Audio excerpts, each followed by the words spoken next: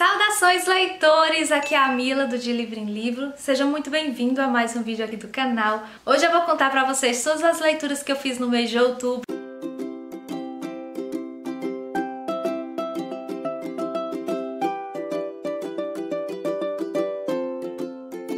Eu sei que vocês estão curiosos para saber quais foram os livros que eu li em outubro. Mas antes, me conta, você já está inscrito aqui no canal? Ainda não? Pois clica aqui embaixo em inscrever-se, ativa as notificações para não perder os próximos vídeos. Curta, comenta, compartilha esse vídeo para sua galera. Eu vou amar muito, porque assim você vai estar ajudando o De Livro em Livro a ficar conhecido.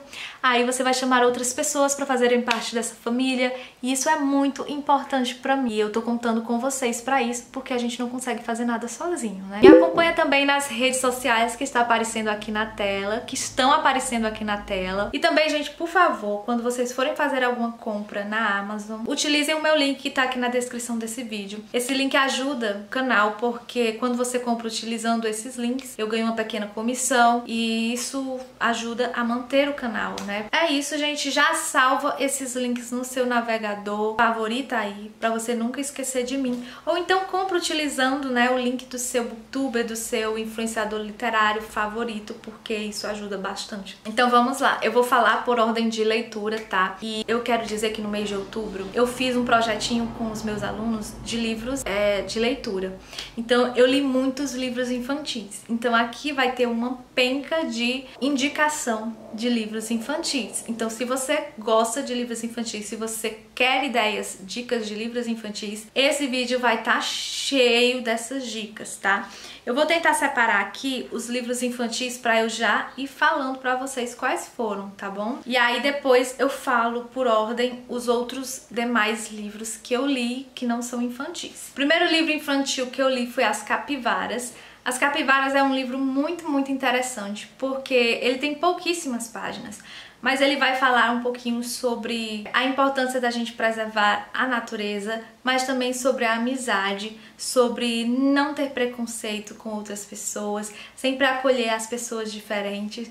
Enfim, é um livro infantil que traz uma mensagem múltipla, né? A gente tem várias mensagens aqui dentro desse livro, porque a gente tem as capivaras e as galinhas ali, que acabam tendo ali um confronto inicial, mas que por um motivo, uma reviravolta ali, elas vão fazer parte do mesmo ciclo de amigos. Então é muito incrível esse livro, eu gostei muito e super recomendo. Outro livro infantil que eu li foi o livro Carona. Esse livro é bem interessante e é bem engraçado também, porque a gente vai ter, principalmente bom para quem tá aprendendo a ler, porque a gente vai ter repetições de frases, né? Então as frases vão ser repetidas diversas vezes em cada folha e vai contando uma história onde vai acrescentando os personagens e é onde as pessoas estão querendo ir para a praia e vão pedir uma carona. E durante essa viagem, esse percurso para a praia, o carro vai apresentar um problema e aí a gente tem uma reviravolta aí nesse problema que o carro vai apresentar.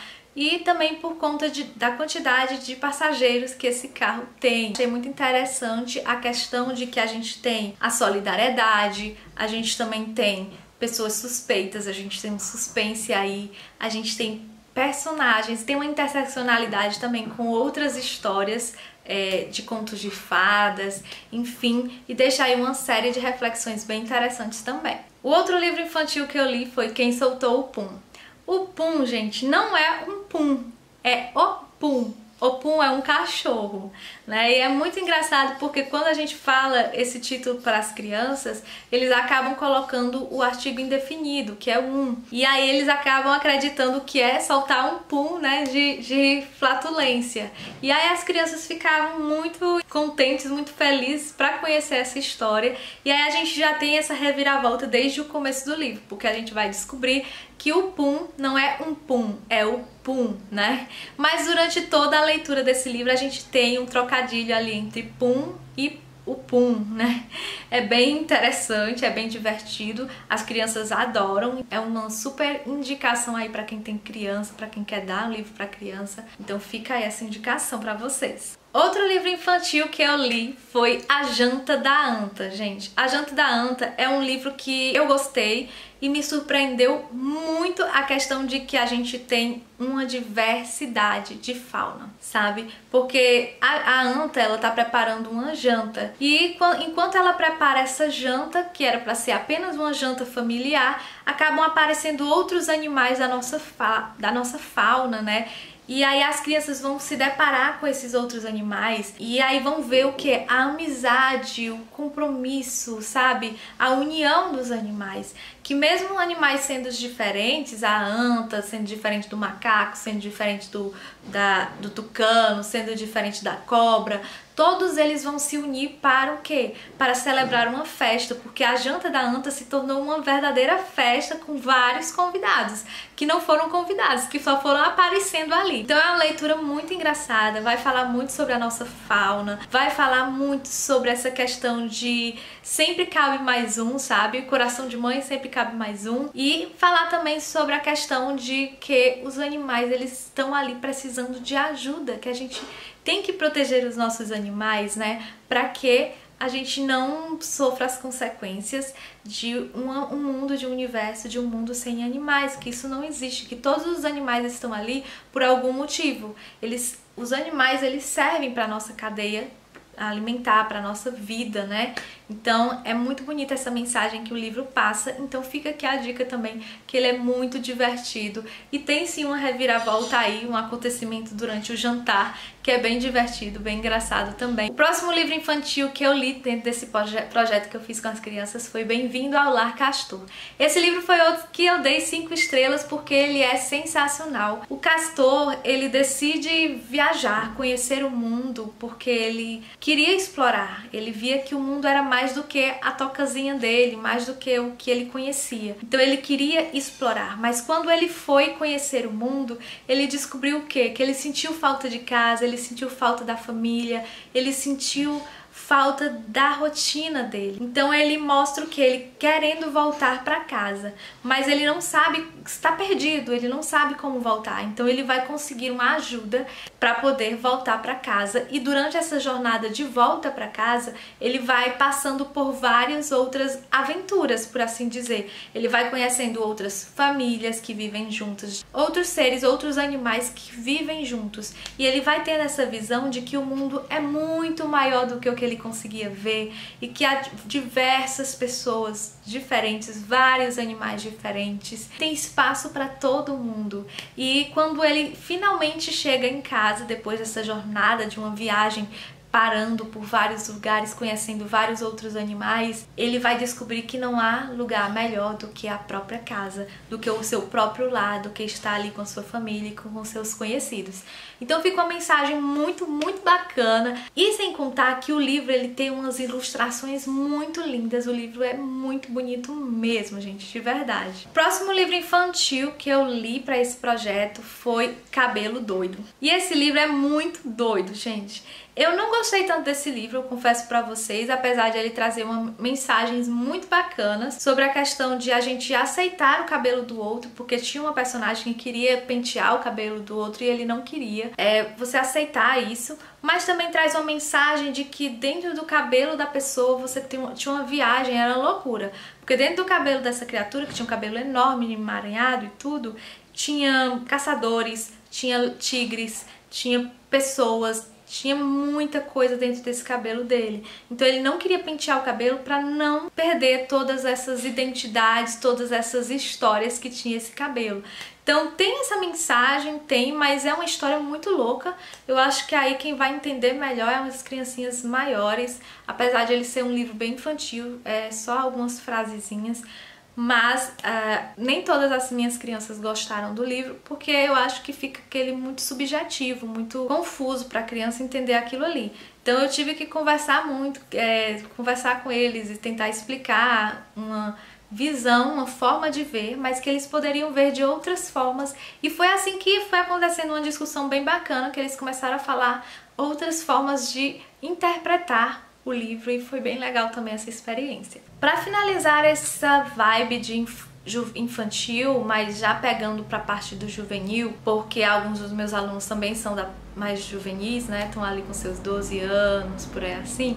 Eu peguei outro livro pra ler com eles, que foi o livro Malala, a menina que queria ir pra escola. Apesar de eu não ter lido o livro da Malala, onde ela faz a biografia dela mesma, eu resolvi ler esse livro com as crianças porque o livro tem pouco mais de 90 páginas, então daria pra dar uma trabalhada sobre questões de formação, de educação, de estímulo, do quanto a educação é importante mesmo pra gente ter um compromisso, uma visão crítica da vida, pra gente ter um compromisso maior com aquilo que a gente tem no nosso país, com a educação que a gente recebe na escola, em casa, enfim.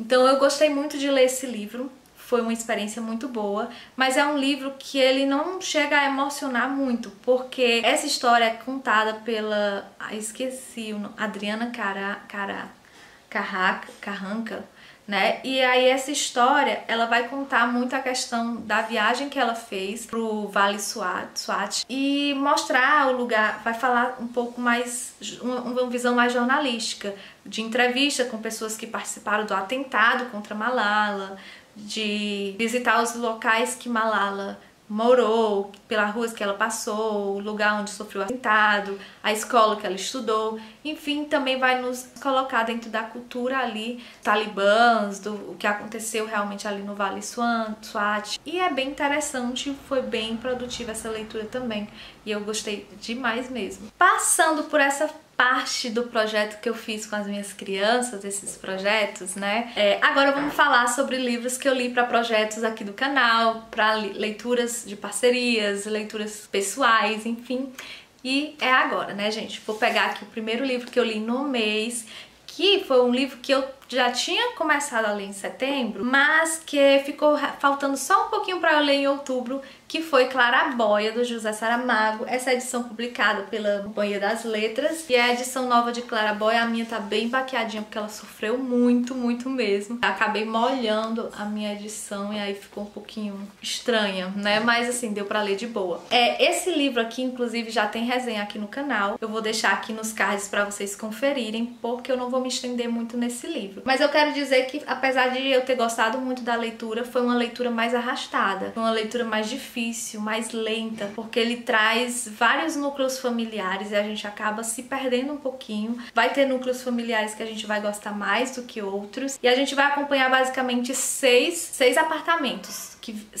A gente vai acompanhar basicamente um prédio onde tem 6 apartamentos habitados por famílias. Então a gente vai acompanhar esses núcleos familiares e a gente vai ficar sabendo da vida desses personagens e tudo que eles pensam sobre os outros, sobre si mesmo, e vai fazer uma crítica muito social à sociedade da época, né, contemporânea ali de José Saramago, quando esse livro foi escrito em 1953. Então vai ter um debate sobre essas questões sociais, políticas e econômicas da época. Foi bem legal ler. E confiram a resenha dele, porque eu já liberei aqui recentemente. Eu tô atrasada com as resenhas desse projeto, mas eu vou tentar colocar em dias, beleza? O próximo livro que eu li foi o primeiro volume da Dinastia dos Duques, que é Projeto Duquesa, publicado pela Arqueiro e escrito pela Sabrina Jeffries. Gente, que livro incrível! Você lê assim, ó, num piscar de olhos. Eu li muito, muito rápido esse livro. Não sei nem como dizer pra vocês, porque ele é fininho, mas eu acho que o que faz a gente ler rápido mesmo é a forma como ele é escrito. A Sabrina Jeffries, ela escreve de uma maneira super fluida, tem bastantes diálogos e a história é encantadora. A gente vai acompanhar quem? A gente vai acompanhar a Lydia Fletcher. A Lydia Fletcher, ela é uma duquesa, ela já foi casada 3 vezes com 3 duques. E todos os 3 duques faleceram, morreram assim, sabe? E ela consegue fazer essa proeza de casar com duques de novo, né? Para cada duque, ela conseguiu deixar um herdeiro.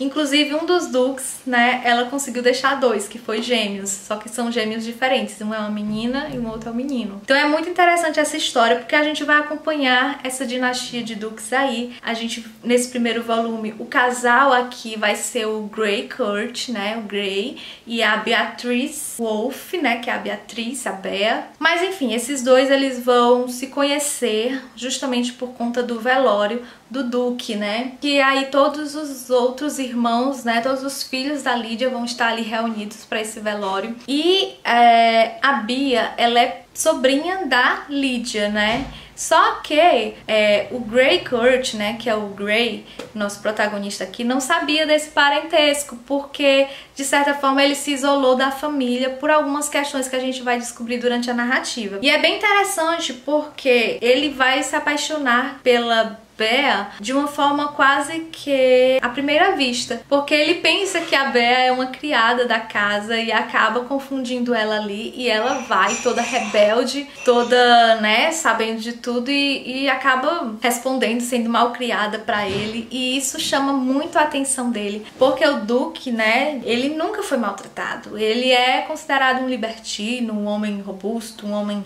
rico que só quer que tudo que ele faz é por dinheiro. Então quando ela destrata ele, por assim dizer, ela chama a atenção dele, então eles acabam se apaixonando e tem assim uma história bem interessante, também uma luta para não se render a essa paixão, porque há um mistério rondando aqui as mortes dos Dukes, então é preocupante, e que vai dar uns contornos a mais a essa história, que me deixou assim muito curiosa para ler os próximos volumes do livro, desses livros. Não é à toa que logo depois de ler Projeto Duquesa, eu me debrucei no exemplar do conto, que é Um Par Perfeito. Ele vai falar do Haywood e da Cass, que também é uma história muito bacana, é um conto pequeno, mas que eu acho assim que merecia muito mais destaque, gente, porque o livro foi emocionante e ele era um duque, por que não ganhou mais destaque? Não sei, mas eu amei esse conto, que é um conto tipo, é um volume 1.5, que vai dar abertura pra gente ler o segundo volume da série, que é o Duque Solteiro, né? Também da dinastia dos Dukes. E esse aqui, que eu também li esse mês, ele vai trazer a história da Lady Queen e de Joshua. O Joshua é o irmão da Beatrice, que é a protagonista do primeiro volume. Então a gente vai acompanhar aqui a história desses dois. Lembrando que desde o primeiro volume a gente vê que a Gwen, ela dá umas cantadas no Joshua. Então o Joshua, ele é um soldado, um major ferido no combate, então ele não está mais nos campos, no fronte de batalha, ele está praticamente aposentado. E é uma história muito sensual também, sabe? Porque ele, como major, como aposentado, como só neto de um duque, para ele chegar ao ducado, vários outros duques teriam que morrer, ele não se acha digno de ser marido, de cortejar a Lady Gwen. E sendo que ela sempre teve um crush por ele. Então a gente vai acompanhar essas lutas internas.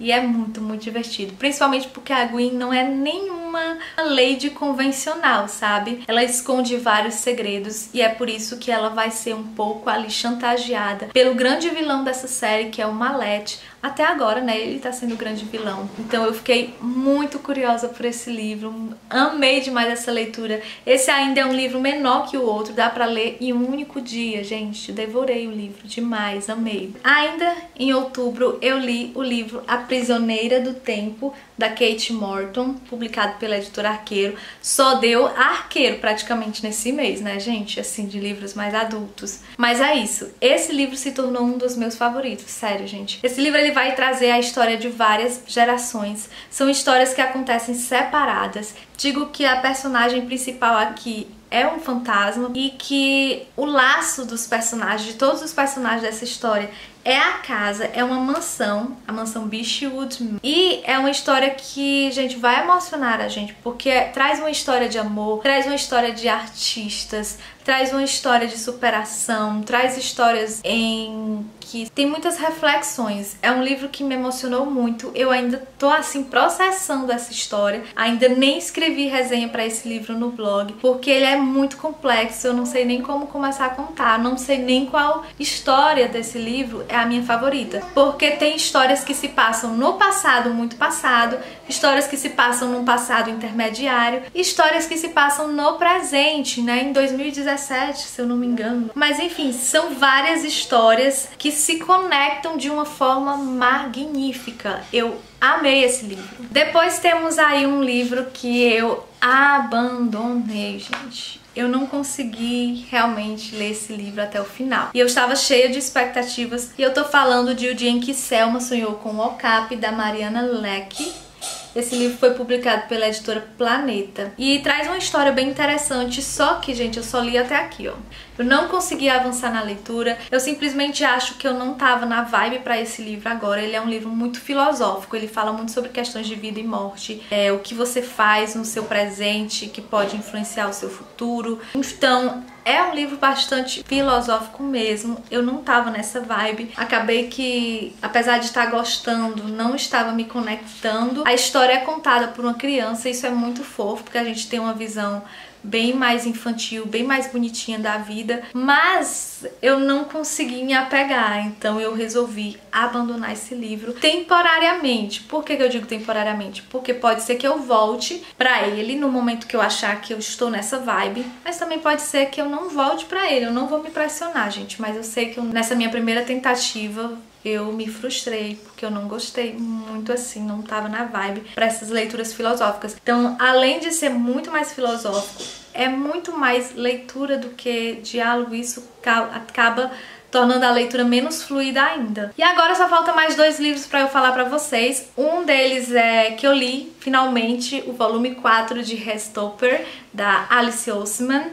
É um volume que me deixou bem impactada, porque ela continua trabalhando essas questões, as questões da comunidade LGBTQIA+, mas com algumas incrementações. Aqui ela fala muito sobre distúrbios alimentares, saúde mental, anorexia, bulimia. Então, é um livro que me emocionou, me deixou com uma carga emocional muito grande, tem uma carga muito emocional. E trata de um romance, um namoro fofo entre o Nick e o Charles, eles ainda estão juntos e é super fofo. E ainda fala também sobre sair do armário, porque o Nick ainda não conseguiu dizer pro pai dele que era bi, então é bem emocionante mesmo em vários aspectos. Esses quadrinhos, assim, são de deixar o coração quentinho, mas também, assim, um pouco triste, né?